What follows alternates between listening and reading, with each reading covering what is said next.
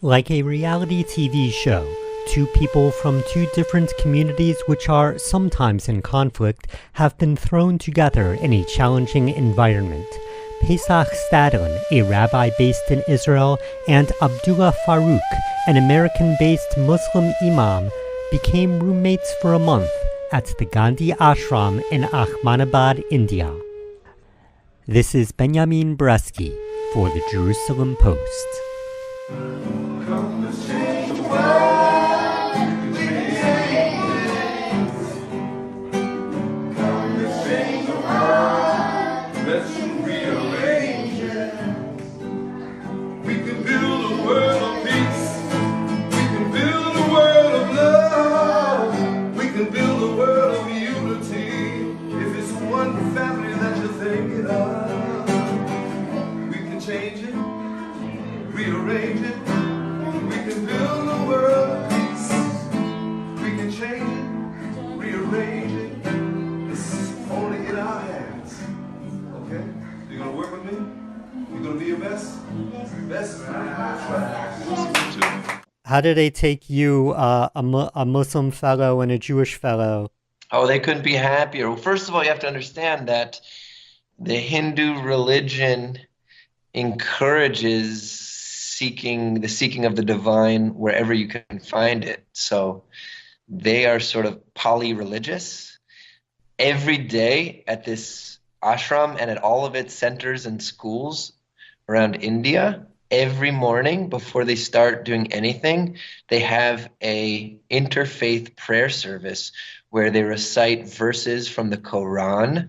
They recite the Shema Yisrael Oneness Declaration every morning at the Gandhi Ashram. And are there Jewish people there?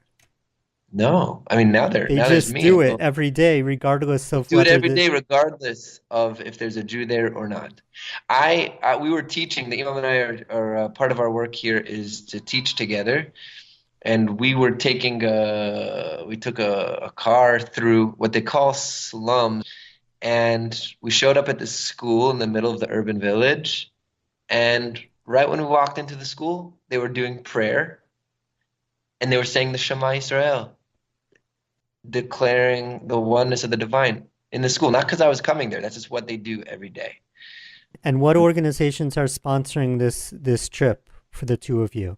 The name of the organization that has sent the Imam and I out here is called Children of Abraham. And the name of the organization here is Manav Sadhna. So we wanted to work together and do something together. And it was decided to go to India to the Gandhi Ashram for several reasons. On a very practical level, the Gandhi Ashram community is strictly, fiercely, religiously vegetarian, which made it convenient for us to eat. Because you keep kosher and he keeps... we keep kosher, he keeps halal, yeah. Do they have a lot of pork in India?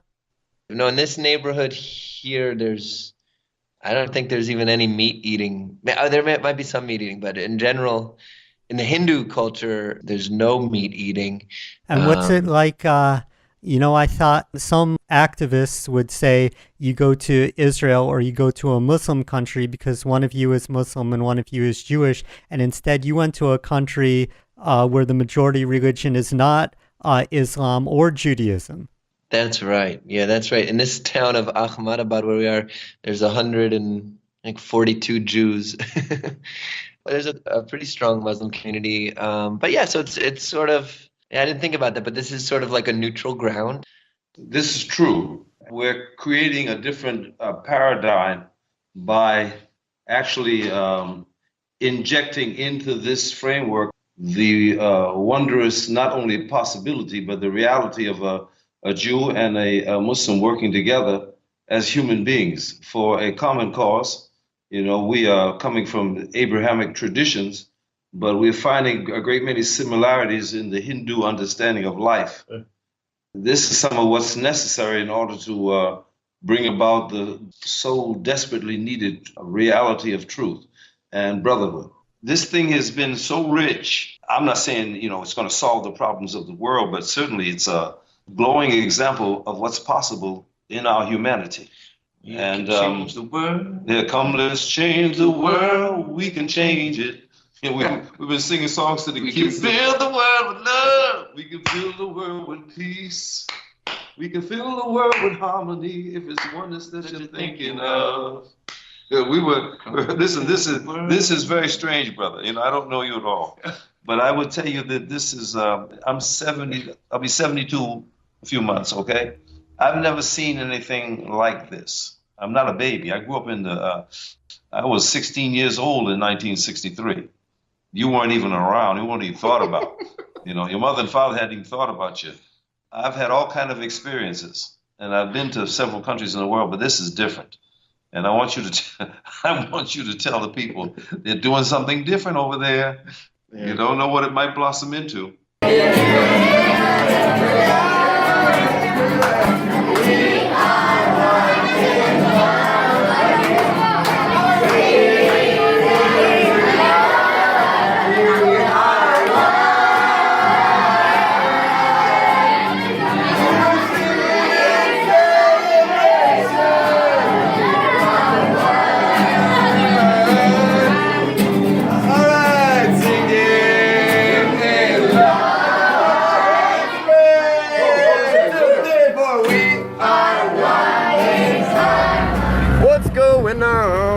What's going on? You can see what's going on. What's going on? Clear what's going on. More than you can bear. Imam, what do you have to say to people who maybe are complaining about things all the time? Move to Ahmedabad, and I'll find you a place. Have you seen anybody complaining? Not a one. Not one. People don't complain much around here. Okay. Yeah, oh yeah! Oh yeah! People are moving. I have a new neighborhood for you to move to. For anybody who's not satisfied with what they have. Say it one more time. For anybody who's not satisfied with what they have, in America, I have a new neighborhood for you to move to. Yeah, it might give you a little bit of appreciation. Is Sherlock now? It'll just be a whole... I saw one of the videos that Pesach posted on Facebook, and you were driving down the street and you said something like, wow, I would like to take some young people from America to show them these streets to compare and contrast to what America is like. Well, there are too many of the people in the United States, they have no understanding of what's going on the other side of the world. So they're completely ungrateful for the great material benefit they have. Even the poorest of the people in the United States are not living like millions of people are living here. I mean, too many of us who live in what we refer to as Western civilization don't know what's going on in the other worlds. We call ourselves, I guess, that's the third world to much of the people in the United States, and they just laugh and they joke and suck Pepsi and eat popcorn, and they don't know really what's going on. So they have nothing to compare their lives to. So if they were to come here and to live, I mean, not just hang around like tourists, but live like human beings with these other human beings, they would have a different view of life, and maybe they would begin to be appreciative. Amen to that. Ben, one interesting facet about this is neither of us have ever been to India before. This is both our first time, and we skipped being tourists. We literally came right off the plane and moved into an apartment and got to work together. We went right to work. Had to go shopping. Had to go food shopping. We don't go to restaurants. Yeah. What's going on here, Imam G? We're shopping at Dima. So an Imam and a rabbi walk into a supermarket and we get the grape drink for our grape juice for our salad. Shabbos, grape juice for Shabbos with an Imam. Does it get better than this? That's just an interesting facet, is that we really skipped the whole tourism part and just immersed in the culture, the society, and got to bask in the blessings and the beauty of this land. And we also are basking right immersed in some of the very harsh realities and challenges that this nation and this community is facing. Tell me a little about your background. I understand you're from the Roxbury section of Boston, and that you're something of a community activist, and maybe there's some low-income neighborhoods there. You know, you were talking about the low-income neighborhoods you drove through here, but you're coming from a little bit of a rough neighborhood, I understand. That's a little bit of a rough neighborhood, but nothing to compare with the blight and poverty that we've seen in some of the neighborhoods that are surrounding this ashram, this commune of the center. We've seen poverty here that we couldn't even. You see any of that in Israel at all? Never. Never. I've never seen that in the United States. Down south in America, we see some poor neighborhoods, and I have not seen this type of broad spectrum plight. So they have nearly 1.5 billion people here in India. And that 1.5 billion people, they have challenges, and there are some people who are really trying to do good to change these conditions. How did you guys find the Children of Abraham group and find each other anyway? It was a lawyer friend of mine in Boston who actually comes to the mosque. He's actually come and prayed there and used to come to the service. And when I was very sick for about 2-3 years, he used to visit me in the hospital, even sometimes more than the Muslims would. We eat together 2-3 times a month. We go to a falafel shop that's run by, Jewish. We make sure we don't have to worry about what's halal or what's kosher. We eat falafel together, so it can't be better than that. Most of the time we go to the little Jewish shop because it's a little cleaner than the Muslim one. Somebody gave him $1,000. Said, do something amazing with this. And he said, he contacted one of his friends that made mention of Jeremy here, Rabbi Pesach. And then... Can I slow down 1 second? The friend who contacted Jerry Katz about me is Jerry Katz's cousin, who was a very, very, very dear friend of our rabbi, Reb Shalom Brat, Zichrono Livracha, who passed away not so long ago. So it was a very good friend of my rabbi, the rabbi who ordained me, who put his hand on my head, who taught me for so many years, who still teaches me, Rabbi Shalom Brat, Zichrono Livracha. This woman was his dear friend in Vermont. That's the cousin of this guy, Jerry, who got this money to do something amazing, who had this beautiful vision. He said, we need to bring Imam and Rabbi together to forge a new path, to make a new possibility. Because once people know that this is a possibility, that brotherhood, that Abrahamic interfaith brotherhood and peace and love, that is a possibility. When we have more examples of that, it just becomes more likely to happen. Because sometimes a lot of people don't even know that this is happening. That, first of all, in Israel even, it happens, this isn't so... What we're doing in India is very rare. Okay, it maybe never happened before. It probably has never happened before. All right, so what we're actually doing is pretty super rare. But friendship between Muslims and a Jew is not the rarest thing in the world. Where we live in Jerusalem, it happens all the time. It just doesn't make it to the cover of the newspapers. What do they say? Energy flows where attention goes. What we need to do is to activate the peaceful majority of this world, which is most people. We travel this world, we meet people. Almost everybody that you meet has an open, clean, loving heart. They want peace. They want clean water. They don't want poisons on the food. They don't want war. They don't want terror. They want to live in peace and harmony. And so that peaceful majority needs to be activated. We used to have a temple in Jerusalem where I live. We used to have a very big, beautiful temple. It was the main, really there's only one temple. It was in Jerusalem.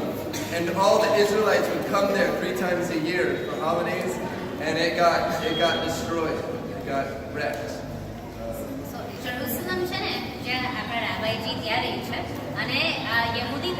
You've told such nice stories about your experiences. Is there prejudice? Do people, say Muslims, I don't believe in that, or Jews, do you experience a backlash or nothing? These people are so sweet. Sweet and open-minded. Sweet and open-minded. They are, I have never seen people like this. Me neither. These are different because there was people. like a conflict with India and Pakistan. 20% of the people here are Muslim, and maybe over 200 million Muslims in India, and they live side by side. And many of the places that we went to work with the children, they were the Muslim children, and the Muslim children and the Hindu children go to the same place. They would have a mosque on one side of the thing and a Hindu temple on the other side, but they meet to play and benefit from the effort of the ashram to serve the underprivileged people who are here. So really, higher up it goes, is going to be conflict. Yeah. But one of the prime ministers, the president of India, was a Muslim. So so Okay. I'm sure it exists. We certainly have not faced that. As I told you before, it is the daily practice at the Gandhi Ashram and at all of its facilities that they start each day with an interfaith prayer service where they are reading from the Quran, and they're reciting the Shema Yisrael and reading from the Bhagavad Gita. And they're having us, they said, oh, finally, there's a rabbi, there's an imam. We've been chanting the Shema. Teach us what it means. I'm actually doing a week-long teaching series on the Shema. They're very interested. I think I'm going to wrap up. I want to thank Imam Abdullah Faaruuq and Rabbi Pesach Stadlin. Just to close, where are you going today or tomorrow? What's next what next adventures do you guys have lined up for the week? Well, we have a leprosy camp that we're going to go to. We went to an all-blind school today. We're supposed to be doing a peace walk. We're going to go and visit the synagogue and the mosque, and we're going to do a peace walk. Well, guys, thank you very much for taking the time to be with me today. Let me tell you one last thing. Tomorrow morning, what our regular workload is we're teaching. They send us around to different community centers and schools, and we sit by next to each other and show and teach about paradigm shifting, about making a new story with peace and harmony. And we teach about our nations and our culture and how to have good habits. And what's your name again? Benjamin Bresky. Son of the right hand. That's right. That's right true. hand man. Okay, may God bless you and your good family, and thank you. Live long and prosper. Okay. Amen. You too. This is Benjamin Bresky. For more information, visit www.jpost.com. A rabbi and an imam. In the Gujarat region of Ahmedabad, went in search of honey and fruit and things that were kosher and clean. Offered our prayers, played with children, and visit those who don't believe. Discuss matters of importance, trying to understand the divine, finding ways to best serve him that will last us all through time.